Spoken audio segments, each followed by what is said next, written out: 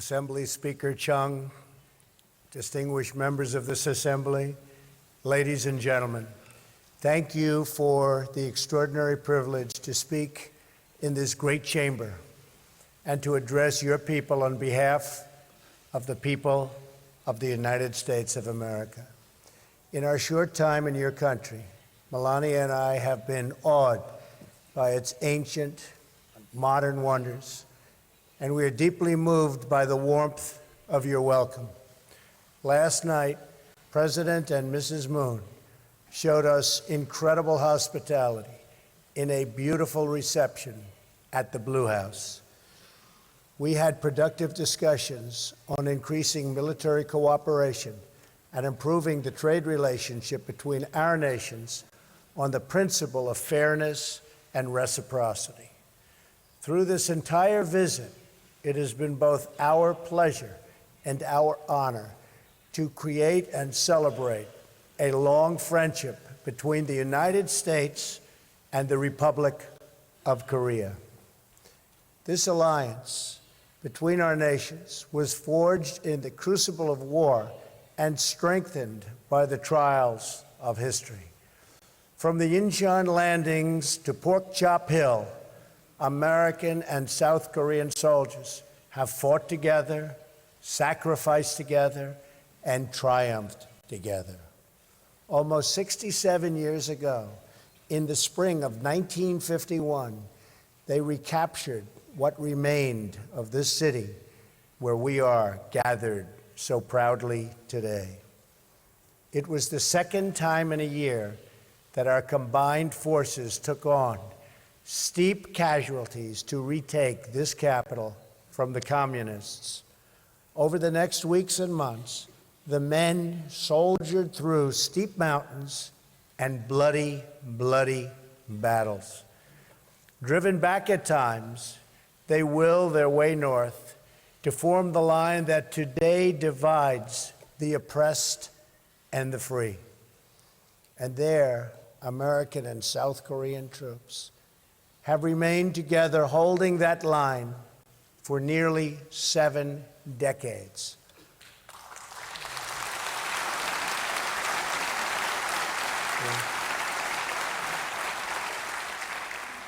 By the time the armistice was signed in 1953, more than 36,000 Americans had died in the Korean War, with more than 100,000 others very badly wounded.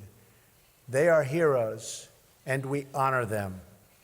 We also honor and remember the terrible price the people of your country paid for their freedom.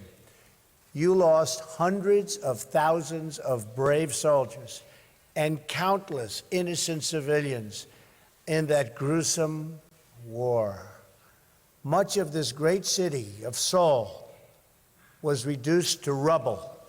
Large portions of the country were scarred, severely hurt by this horrible war. The economy of this nation was demolished.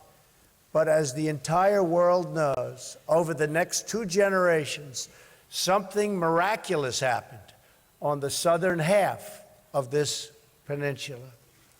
Family by family, city by city, the people of South Korea built this country into what is today one of the great nations of the world, and I congratulate you.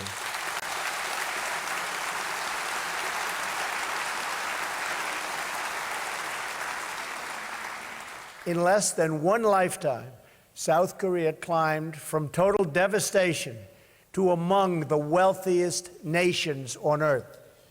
Today, your economy is more than 350 times larger than what it was in 1960.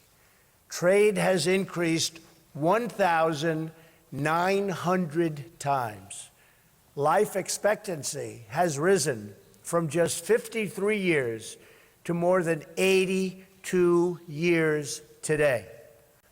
Like Korea, and since my election exactly 1 year ago today, I celebrate with you.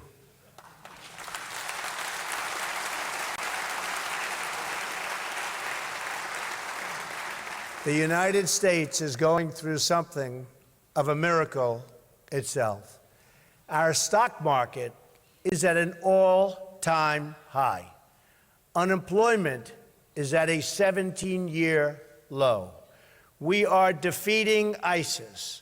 We are strengthening our judiciary, including a brilliant Supreme Court justice, and on and on and on. Currently stationed in the vicinity of this peninsula are the 3 largest aircraft carriers in the world, loaded to the maximum with magnificent F-35 and F-18 fighter jets. In addition, we have nuclear submarines appropriately positioned. The United States, under my administration, is completely rebuilding its military and is spending hundreds of billions of dollars to the newest and finest military equipment anywhere in the world being built right now. I want peace through strength.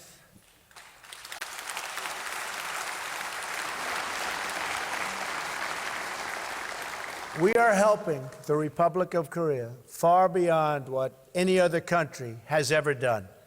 And in the end, we will work things out far better than anybody understands or can even appreciate. I know that the Republic of Korea, which has become a tremendously successful nation, will be a faithful ally of the United States very long into the future.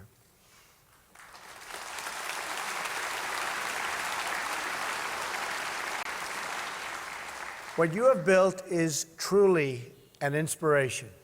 Your economic transformation was linked to a political one. The proud, sovereign, and independent people of your nation demanded the right to govern themselves.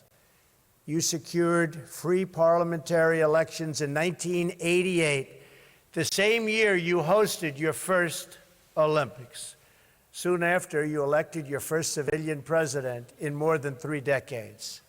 And when the republic you won faced financial crisis, you lined up by the millions to give your most prized possessions, your wedding rings, heirlooms, and gold luck keys, to restore the promise of a better future for your children.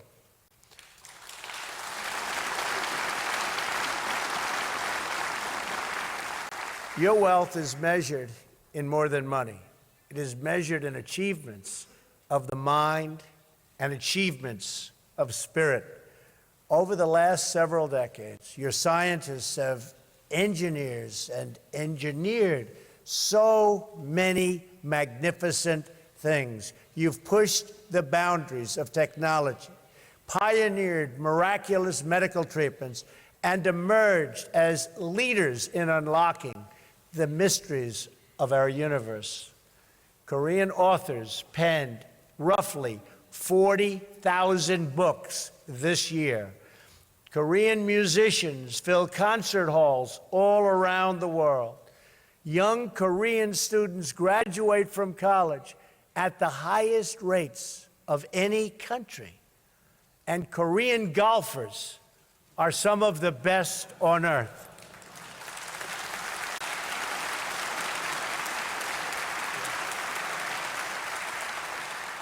In fact, and you know what I'm going to say, the Women's U.S. Open was held this year at Trump National Golf Club in Bedminster, New Jersey, and it just happened to be won by a great Korean golfer, Sung Hyun Park, and 8 of the top 10 players were from Korea. And the top 4 golfers, 1, 2, 3, 4, the top 4 were from Korea. Congratulations. Congratulations.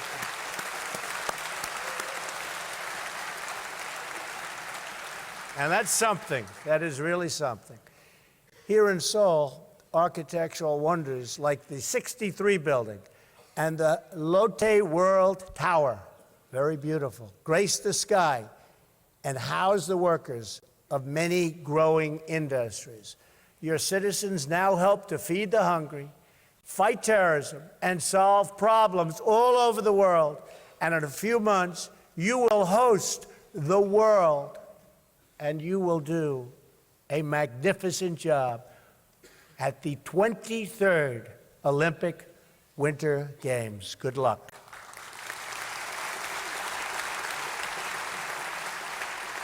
The Korean miracle extends exactly as far as the armies of free nations advanced in 1953, 25 miles to the north. There it stops. It all comes to an end. Dead stop. The flourishing ends, and the prison state of North Korea sadly begins. Workers in North Korea labor grueling hours in unbearable conditions for almost no pay. Recently, the entire working population was ordered to work for 70 days straight, or else pay for a day of rest. Families live in homes without plumbing, and fewer than half have electricity. Parents bribe teachers in hopes of saving their sons and daughters from forced labor. More than 1 million North Koreans died of famine in the 1990s, and more continue to die of hunger today. Among children under the age of 5, nearly 30% of afflicted and are afflicted by stunted growth due to malnutrition. And yet, in 2012 and 2013, the regime spent an estimated $200 million, or almost half the money that it allocated to improve living standards for its people, to instead build even more monuments, towers, and statues to glorify its dictators. What remains of the meager harvest of the North Korean economy is distributed according to perceived loyalty to a twisted regime. Far from valuing its people as equal citizens, this cruel dictatorship measures them, scores them, and ranks them based on the most arbitrary indications of their allegiance to the state. Those who score the highest in loyalty may live in the capital city. Those who score the lowest starve. A small infraction by one citizen, such as accidentally staining a picture of the tyrant printed in a discarded newspaper, can wreck the social credit rank of his entire family for many decades. An estimated 100,000 North Koreans suffer in gulags, toiling in forced labor, and enduring torture, starvation, rape, and murder on a constant basis. In one known instance, a 9-year-old boy was imprisoned for 10 years because his grandfather was accused of treason. In another, a student was beaten in school for forgetting a single detail about the life of Kim Jong-un. Soldiers have kidnapped foreigners and forced them to work as language tutors for North Korean spies. In the part of Korea that was a stronghold for Christianity before the war, Christians and other people of faith who were found praying or holding a religious book of any kind are now detained, tortured, and in many cases, even executed. North Korean women are forced to abort babies that are considered ethnically inferior. And if these babies are born, the newborns are murdered. One woman's baby born to a Chinese father was taken away in a bucket The guard said it did not deserve to live because it was impure. So why would China feel an obligation to help North Korea? The horror of life in North Korea is so complete that citizens pay bribes to government officials to have themselves exported aboard as slaves. They would rather be slaves than live in North Korea. To attempt to flee is a crime punishable by death. One person who escaped remarked, "When I think about it now, I was not a human being. I was more like an animal. Only after leaving North Korea did I realize what life was supposed to be." And so, on this peninsula, we have watched the results of a tragic experiment in a laboratory of history. It is a tale of one people, but two Koreas. One Korea in which the people took control of their lives and their country and chose a future of freedom and justice, of civilization and incredible achievement. And another Korea in which leaders imprisoned their people under the banner of tyranny, fascism, and oppression. The result of this experiment are in, and they are totally conclusive. When the Korean War began in 1950, the two Koreas were approximately equal in GDP per capita. But by the 1990s, South Korea's wealth had surpassed North Korea's by more than 10 times. And today, the South's economy is over 40 times larger. So you started the same a short while ago, and now you're 40 times larger. You're doing something right. Considering the misery wrought by the North Korean dictatorship, it is no surprise that it has been forced to take increasingly desperate measures to prevent its people from understanding this brutal contrast. Because the regime fears the truth above all else, it forbids virtually all contact with the outside world. Not just my speech today, but even the most commonplace facts of South Korean life are forbidden knowledge to the North Korean people. Western and South Korean music is banned. Possession of foreign media is a crime, punishable by death.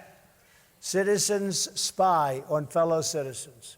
Their homes are subject to search at any time, and their every action is subject to surveillance. In place of a vibrant society, the people of North Korea are bombarded by state propaganda practically every waking hour of the day. North Korea is a country ruled as a cult. At the center of this military cult is a deranged belief in the leader's destiny to rule as parent protector over a conquered Korean peninsula and an enslaved Korean people. The more successful South Korea becomes, the more decisively you discredit the dark fantasy at the heart of the Kim regime. In this way, the very existence of a thriving South Korean republic threatens the very survival of the North Korean dictatorship. This city and this assembly are living proof that a free and independent Korea not only can, but does stand strong, sovereign, and proud among the nations of the world.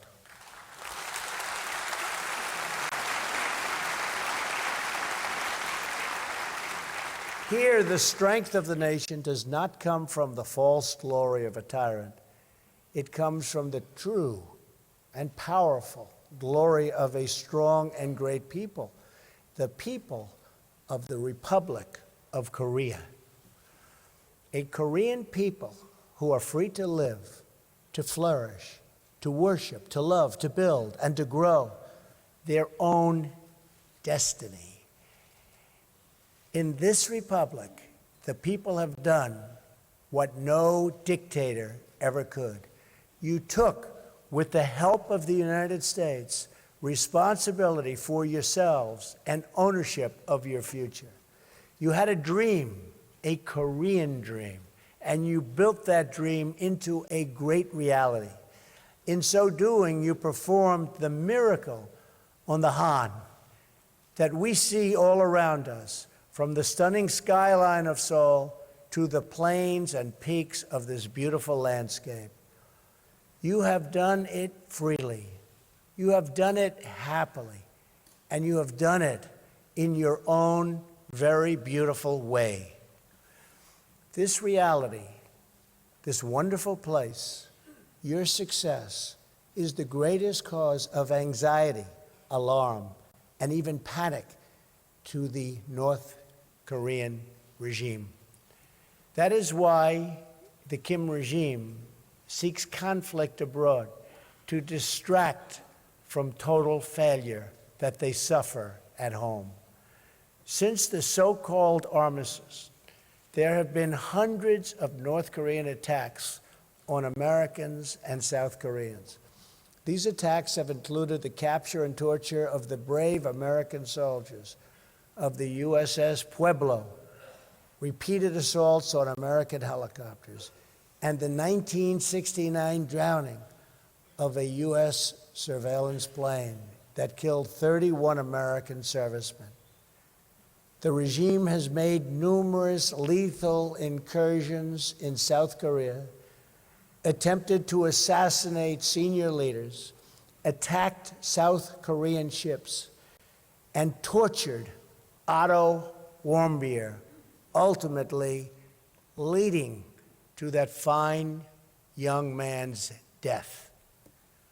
All the while, the regime has pursued nuclear weapons with the deluded hope that it could blackmail its way to the ultimate objective.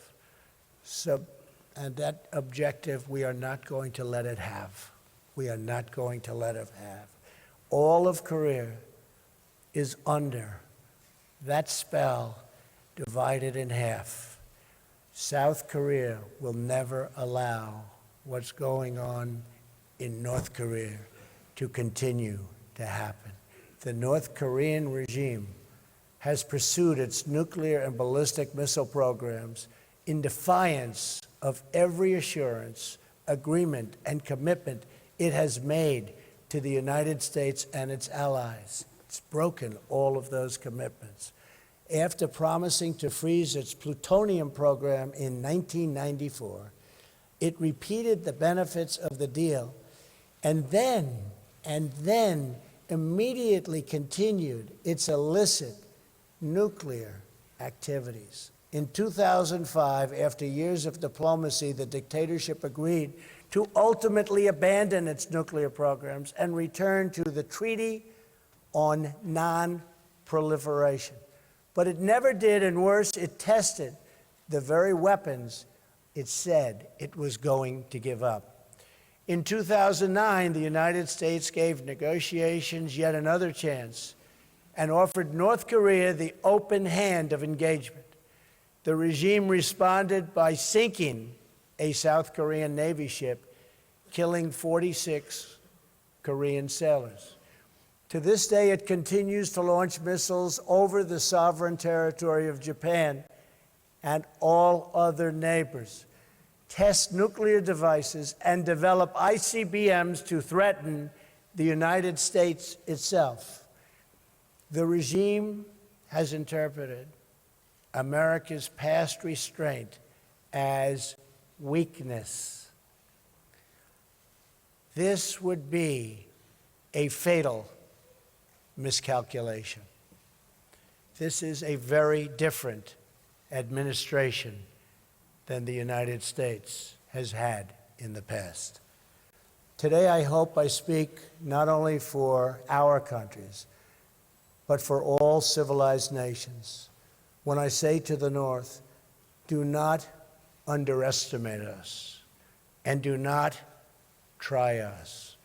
We will defend our common security, our shared prosperity, and our sacred liberty. We did not choose to draw here on this peninsula.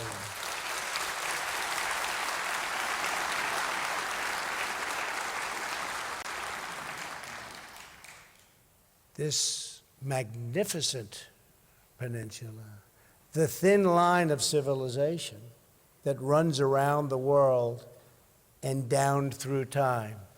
But here it was drawn, and here it remains to this day. It is the line between peace and war, between decency and depravity, between law and tyranny, between hope and total despair.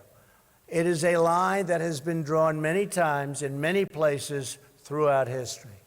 To hold that line is a choice free nations have always had to make.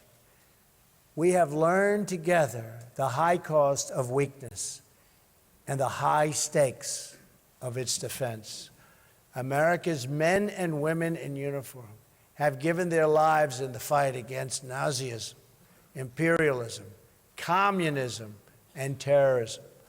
America does not seek conflict or confrontation, but we will never run from it. History is filled with discarded regimes that have foolishly tested America's resolve. Anyone who doubts the strength or determination of the United States should look to our past, and you will doubt it no longer. We will not permit America or our allies to be blackmailed or attacked. We will not allow American cities to be threatened with destruction. We will not be intimidated, and we will not let the worst atrocities in history be repeated here on this ground we fought and died so hard to secure.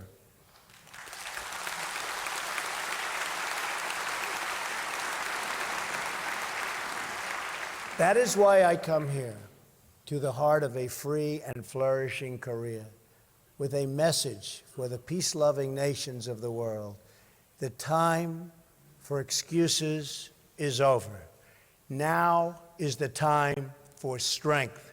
If you want peace, you must stand strong at all times. The world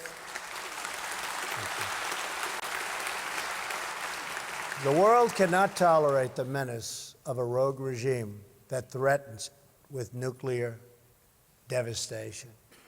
All responsible nations must join forces to isolate the brutal regime of North Korea, to deny it, and any form of it, you cannot support, you cannot supply, you cannot accept. We call on every nation, including China and Russia, to fully implement UN Security Council resolutions, downgrade diplomatic relations with the regime, and sever all ties of trade and technology. It is our responsibility and our duty to confront this danger together, because the longer we wait, the greater the danger grows, and the fewer the options become.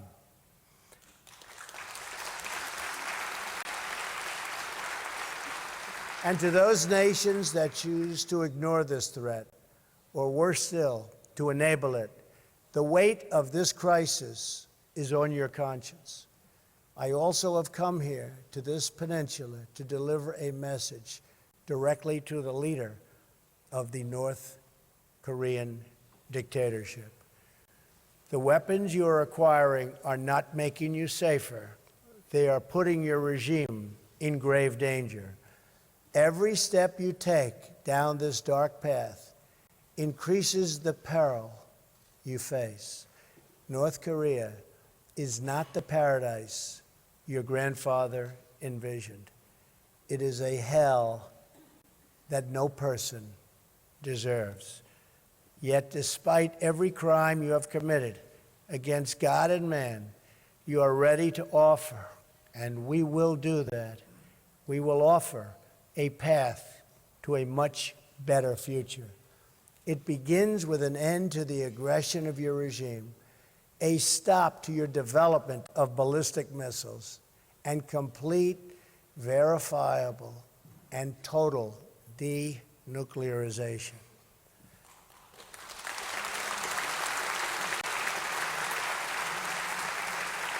A skytop view of this peninsula shows a nation of dazzling light in the south and a mass of impenetrable darkness in the north. We seek a future of light, prosperity, and peace, but we are only prepared to discuss this brighter path for North Korea if its leaders cease their threats and dismantle their nuclear program. The sinister regime of North Korea is right about only one thing.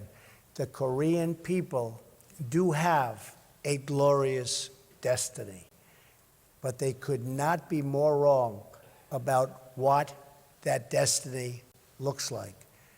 The destiny of the Korean people is not to suffer in the bondage of oppression, but to thrive in the glory of freedom.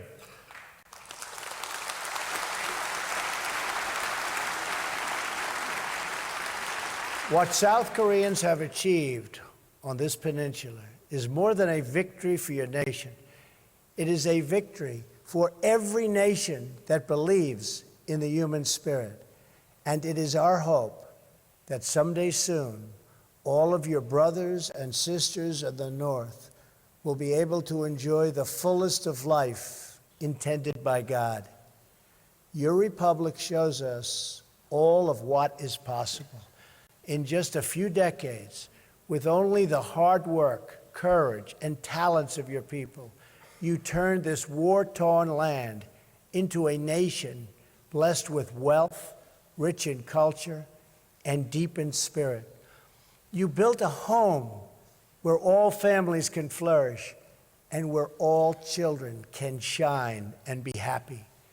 This Korea stands strong and tall among the great community of independent, confident, and peace-loving nations.